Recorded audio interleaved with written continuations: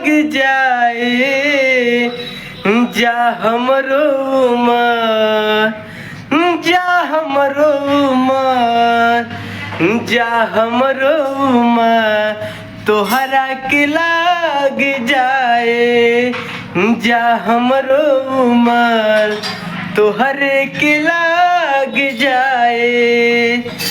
दहिया के दुख सब भाग जाए, दहिया के दुख सब भाग जाए, जा हमरो उमर, जा हमरो उमर, जा हमरो उमर तोहरे के लाग जाए, जा हमरो उमर तोहरे के लाग जाए। कैसे भाव बा? दूसरा भाव कैसे बा?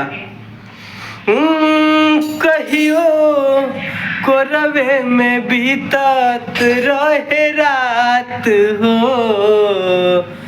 अब तू बनेलू अनजान।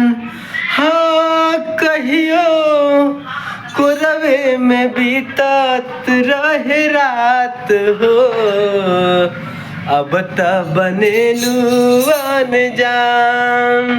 अगर अच्छा लगे तो लाइक तो बनता है भैया, है ना, मेहनत कर रहे हैं।